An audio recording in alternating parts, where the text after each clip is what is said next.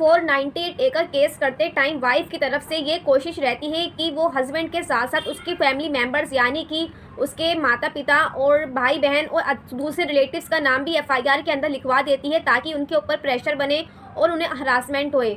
ऐसे में हस्बैंड की परेशानी बढ़ जाती है, उन सबको पुलिस स्टेशन के चक्कर लगाने पड़ते हैं और उनको बेल लेनी पड़ती है, एंटिसिपेटरी बेल के लिए जाना पड़ता है। तो आज इस वीडियो में हम इसी बारे में डिस्कस करेंगे कि एफआईआर में से हस्बैंड के माता पिता और उसके भाई बहन और उसके रिलेटिव्स का नाम किस तरह से हटवाए और कौन सी स्टेजेस के ऊपर हटवाए। तो इस वीडियो में हम ऐसी 4 स्टेजेस के बारे में जानेंगे कि जिसके अंदर आप आराम से नाम निकलवा सकते हो अपने माता पिता और अपने रिलेटिव्स का।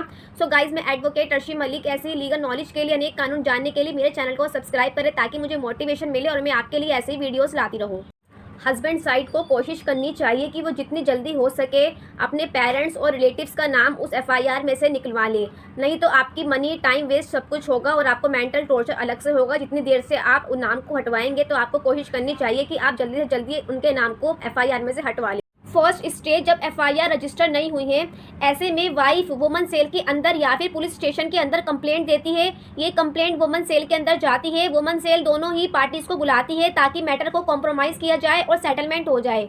अगर वुमन सेल को लगता है कि जो एलिगेशंस वाइफ ने लगाए हैं वो सिर्फ हस्बैंड पर ही लगाए हैं, दूसरे फैमिली मेंबर्स का जो नाम है वो सिर्फ प्रेशर क्रिएट करने के लिए लिखवाया गया है, तो ऐसे में वुमेन सेल पत्नी को समझाती है कि वो इस मैटर के अंदर से सबका नाम निकलवा दे, सिर्फ अपने हस्बैंड के नाम ही एफआईआर दर्ज करवाए।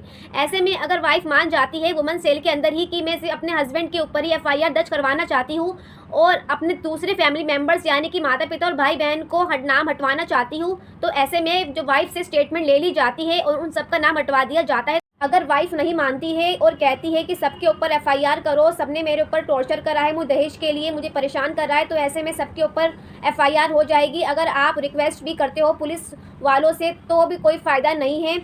एफआईआर होने के बाद इन्वेस्टिगेशन होती है आईओ के थ्रू, तो आईओ के पास पावर होती है कि वो आपका नाम हटवा सकता है। तो आपको आईओ के सामने एलिगेशंस को प्रूव नहीं होने देना है जो आपकी वाइफ ने आपके फैमिली मेंबर्स के ऊपर लगवाए हैं। आपको ये एविडेंस देने हैं कि आपको बताना पड़ेगा आईओ को इन्वेस्टिगेशन के दौरान कि आपकी मैट्रिमोनियल लाइफ से पेरेंट्स का और उसके भाई बहनों का कोई भी कनेक्शन नहीं था।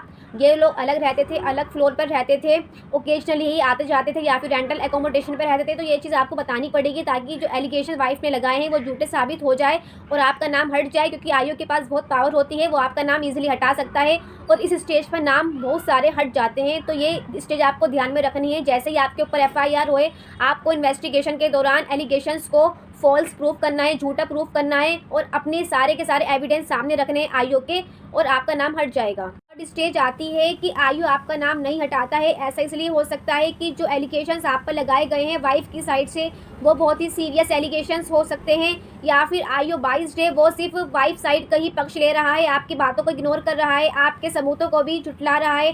तो ऐसे में आपको क्या करना है, आपको मैजिस्ट्रेट के सामने 156(3) की एक कंप्लेंट देनी है कि इस मैटर के अंदर, इस एफआईआर के अंदर पुलिस ने क्या इन्वेस्टिगेशन करी है, इसको सामने लाया जाए। मैजिस्ट्रेट ऑर्डर देता है आईओ को कि आपने इस एफआईआर के अंदर कौन सी कैसी इन्वेस्टिगेशन करी है, कहाँ करी है, और जो हस्बैंड की साइड से जो भी एलिगेशन और सबूत बताए गए थे आपने उनके ऊपर क्या एक्शन लिया है। तो ऐसे में आईओ के ऊपर प्रेशर हो जाता है और वो आसानी से आपके पेरेंट्स और भाई बहनों और रिलेटिव्स का नाम एफआईआर अंदर से निकलवा देता है। लेकिन अगर एफआईआर भी हो चुकी है, इन्वेस्टिगेशन भी हो चुकी है, लेकिन तब भी आपका नाम नहीं हटा है, तो उसके बाद जो पुलिस है वो इन्वेस्टिगेशन के बाद चालान पेश करती है कोर्ट के अंदर। चालान पेश होने के बाद आप हाई कोर्ट में जा सकते हो क्वेश्चन के लिए अंडर सेक्शन 482 कि इसमें जो भी एलिगेशंस लगाए गए हैं पेरेंट्स के अगेंस्ट में और रिलेटिव्स के अगेंस्ट में वो सारे स्पेसिफिक एलिगेशंस नहीं हैं, वो नॉर्मल से एलिगेशंस है। तो ऐसे में आपके नाम 482 क्वेश्चन पेटिशन में से नाम आपके निकाल दिए जाएंगे। अगर आप क्वेश्चन के लिए चले जाते हो आपके नाम आसानी से वहाँ पर हट जाएंगे। फिफ्थ स्टेज आती है चार्जेस फ्रेम होने की। इसके अंदर आपके एडवोकेट आर्ग्यूमेंट कर सकते हैं कि जो एलिगेशंस पेरेंट्स के ऊपर और फैमिली मेम्बर्स के ऊपर लगाए गए हैं वो सारे फॉल्स एलिगेशंस है।